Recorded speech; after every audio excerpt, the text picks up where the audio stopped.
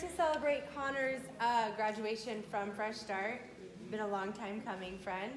I first met Connor at Inroads to Recovery. It was a very gloomy day that day. So I go inside and I'm talking to Connor, and he was very, very reserved but cheerful. He came to Fresh Start, and I was like, this dude is gonna do great. I was like, this is easy peasy. And so what I learned, right, it was a process each of us learning through that, was even though you had it so well put together on the outside, like internally it was not what it seemed. And so for me to dig deeper and to really stop talking and just listen sometimes to the people that are sitting in front of me, so thank you for that. I was so I'm not going to put your business out there, but I was so happy to see you up at the front counter after you had walked in some cold weather from downtown. I was relieved, and I was so happy because you knew the solution. You knew where to come find the solution.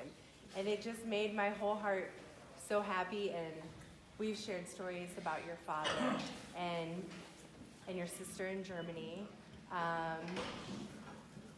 Thank you for sharing those stories that are so close to you with me, because they're really funny stories, but also it gives me a glimpse into Connor and what your life was like with your family.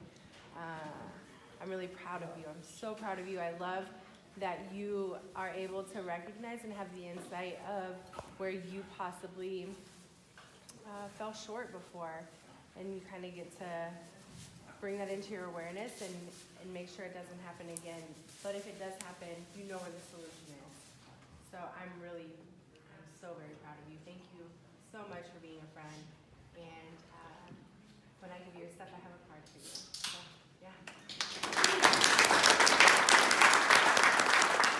When I'm getting referrals from staff here at the Heart Ministry Center, and the way they quote the person to me that they want interviewed for Fresh Start is, this one reminds me a lot of Connor. That's a pretty big compliment and a lot to live up to, because you are a hard worker. I think you hold the rank of the only Fresh Start I know that has never smoked or vaped the entire time they were in the program. So good job for your help on that one. You didn't have the smoothest road, but you did handle it well, and you came back to us. You were willing to learn. You were willing to accept the help that you needed. You were willing to trust the process when I told you we don't know if it's going to be a week, a month, or 6 months until you're ready, but we're going to make sure you're ready. And today, I think all of us can agree you're ready. So congratulations. I know you're going to do great at Allied, and I look forward to seeing you around as you work with Mallory very closely here in the near future. Congratulations. I have to say, I was glad that you did everything to return for this moment. Like she said, it wasn't an easy road, but you trusted the process, you trusted yourself, and you stayed hungry after the fact. And that's what it's all about, staying hungry and wanting it. You wanted to be on this wall. It's a lot of hard work to get there. It's not an easy path. You know that better than anyone in the room already.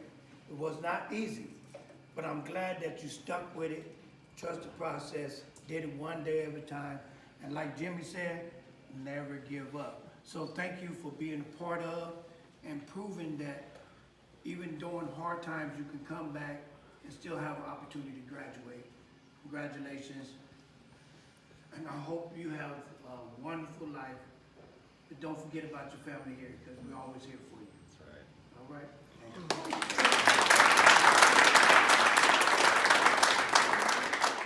Connor, I think when you came back, I was really excited to greet you and just that you're back, because you really exemplify like what the Heart Ministry Center is trying to do. And I always look forward to when you wanted to drive in my car to the bus or to the gym, because other people are kind of joke around with me, but I always know that you're gonna be sweet and nice. So thank you for doing that. And yeah, your spirit, and you're so gentle, and I just really find that admirable about you. So I'm excited to work with you and to continue to work moving forward and just taking the next right step. So congratulations.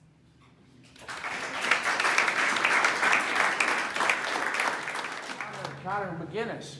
Where you at? Oh, I probably know you more than anybody else here. Like, we started our journey at the Salvation Army a while back, and what's kind of just crazy is, how am I still sober, right? And you didn't, and you're not, right? Well, I'm not a better man than you. I'm definitely not smarter than you, right? And I say this because I'm telling you the truth. The only reason I'm still sober is because of my connections, the networking, my sponsorship, working a program. That is it. There's nothing else that we need to find out and learn. It's staying committed to something, or you're going to be distracted by everything. And I did know Connor when he used to smoke tobacco, right? Now, Cassandra, wherever you are. But the truth is, there's progress in that. I can't do that yet. I'm still struggling. So, don't beat yourself up. And I want to leave you with this. You praise yourself, you will be humbled. But if you humble yourself, you will be praised. And I say that because guys like us, we get too humble, we get depressed, right? So we got to have some sort of fight in us. And you're not that bad off. And look at all around you. All these people, we are here to go to war with God behind you for the right reason. It's here. It's up to you. So maybe wake up, act like you owe God a favor, and we have a chance. I love you, and I mean that. And never give up. All right? Congratulations, Connor. I appreciate it. If you remember, it used to be mornings. I used to walk through the door, and you be in the warehouse all by yourself. And you know what it reminded me of? Me. It reminded me of me. And I know you challenged it from that morning all the way. Nice to see you, the last one out the door at the end. And I know what that warehouse had to offer. I'll put it that way. When you feel like you come from, and I'm gonna say it, vomit. When you feel like you come from vomit, and you come here and you can beat that warehouse, what it has to offer, and that warehouse ain't no damn joke. No joke whatsoever. I know it. I conquered it. So I commend you today. I commend you because I know what you went through. Because I went through it too. But then I stood back and I was like, warehouse, that's all you got? Is that all you got? That's all y'all can give me? I'm hungry. Give me more. Give me more. Give me more. You know? And you had that same attitude. And I shook your hand and I told you what? I said, you're going to make it. I see it. And I see other ones. I see other ones that's going to make it. Because y'all got that tiger. Y'all got that grind. It's like ain't nothing going to break you down. And when I see it, I smile and I gleam on it. Because all it's saying is, you know, you're one of the great ones. You're one of the great ones. And when you make it this far, you are a success. Congratulations.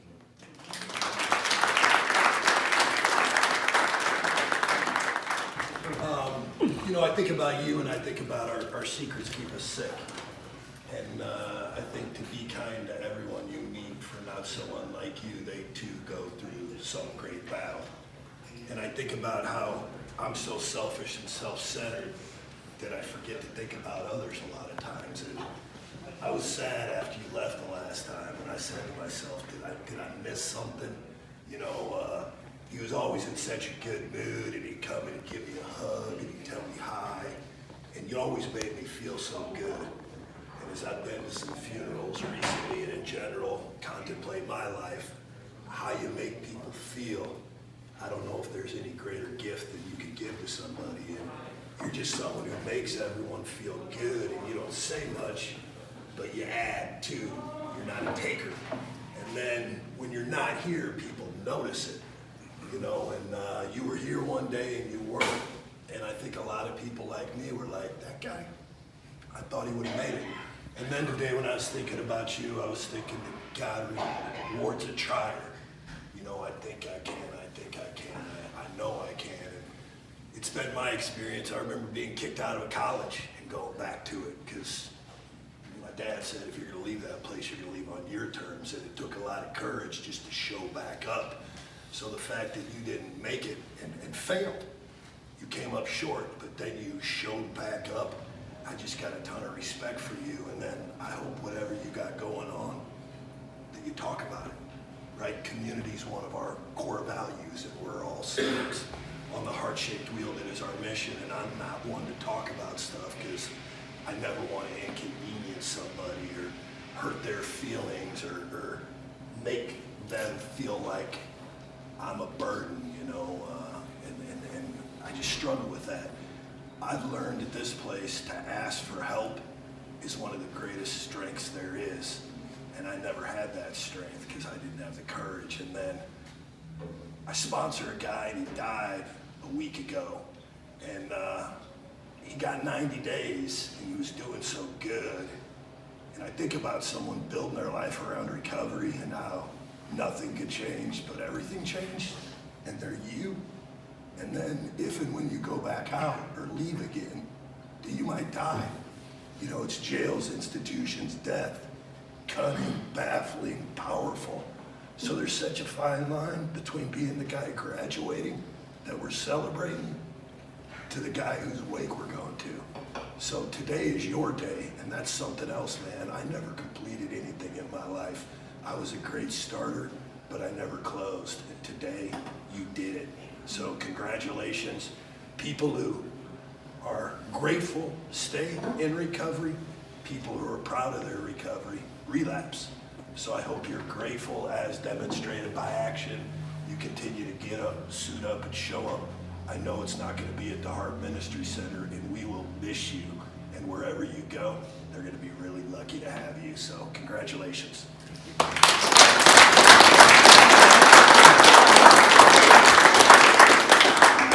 you left, it's kind of like what Mark said. It hurt. Like something was wrong, something was missing. A good part of this community wasn't here anymore. And I noticed that a lot, even though we may not spend a lot of time together. To me, you could tell, I could feel it. And when you came back, it made me smile because I felt like you can have a success out of what wasn't successful, and you can show others that it can be done. And you set an example for everybody in this community, I think. What you've done is amazing, but it helps everybody here to show that you can overcome things and you can try again and try again. And we're really going to miss you, but I'm glad it's under these circumstances instead of the last ones. So good luck. Great.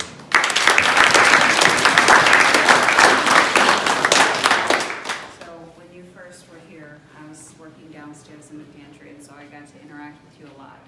I said hi to you every day, you know, and I think it was like 2 weeks after meeting you. I'm not always a hugger, you know, but you were so embracive and friendly to where, you know, we hugged. And it felt as if I had known you for a long time. And I remember the day that you left, you know, you stated that you had to go and take care of whatever it was that you needed to do. You cried, I cried, we hugged. And then I remember that day where you came back to meet with a fresh start and you said, I'm gonna be back on Monday. And you were so happy about it. And so it gave me joy because sometimes this job is a thankless job because of people like you. So congratulations.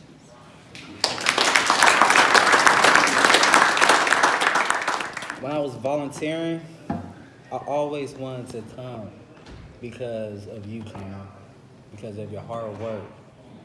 You was full of life, you know what I'm saying, just like me, you know, and I see that a lot, you know what I'm saying, and you was pushing and I see the glow that was around you every single time that when I went in and volunteered the first time and seen that. And then when I heard that you left, I was like, no, not Connor, for real? No, not Connor.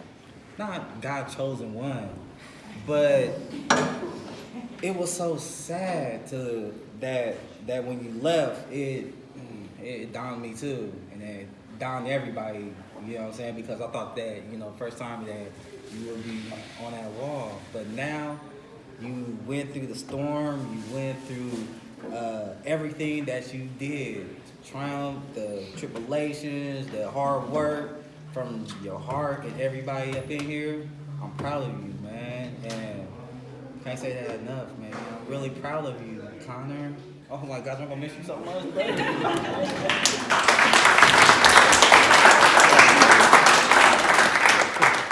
High school I did, only I was there 70 years ago.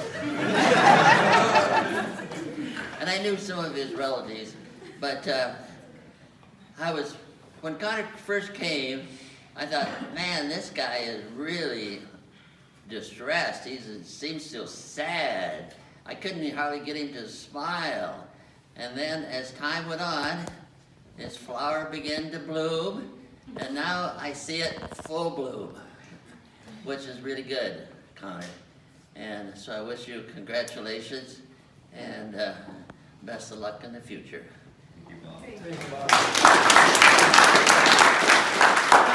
Help me congratulate Connor for being the 104th graduate of the Fresh Start program. Woo!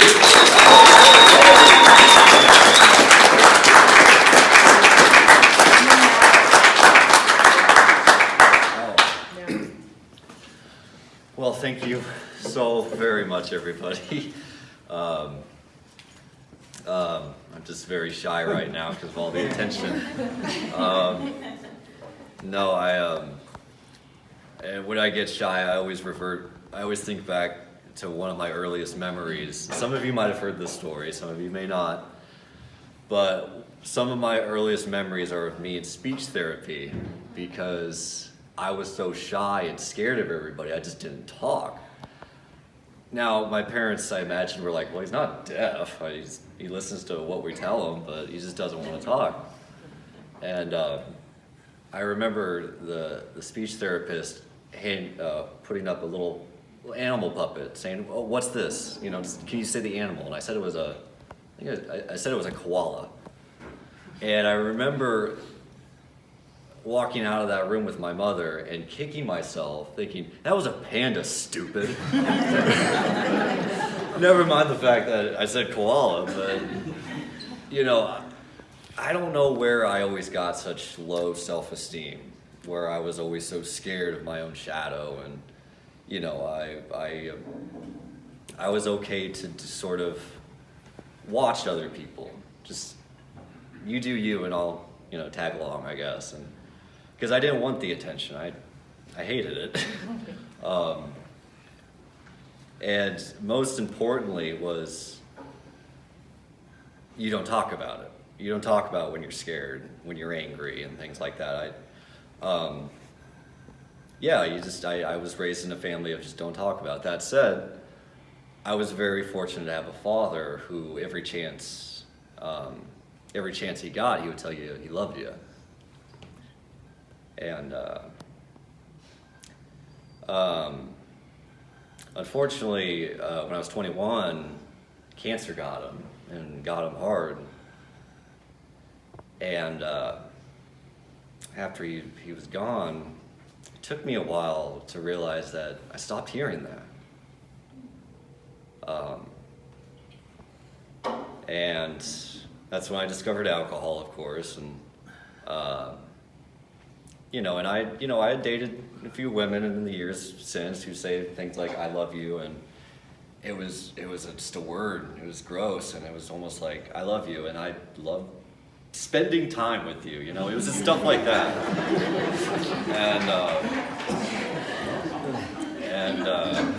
it was probably quite a few years after the fact. It was his old timer back home, and he would always close his meetings at AA, and I was really half-assing AA. I was just doing it to do it with something, and I was staying with my mother, and we were basically just drinking each other to death.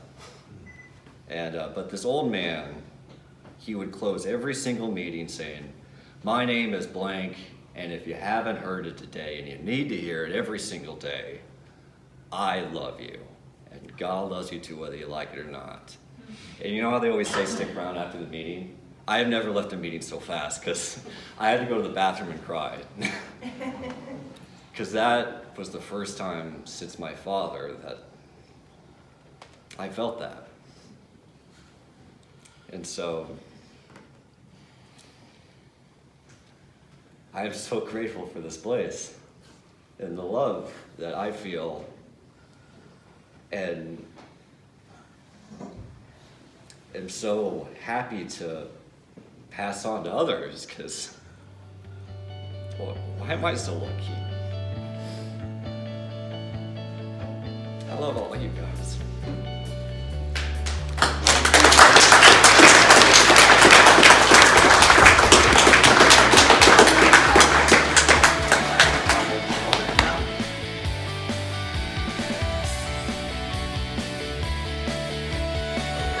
Community, compassion, accountability, and excellence. Today we ring this bell.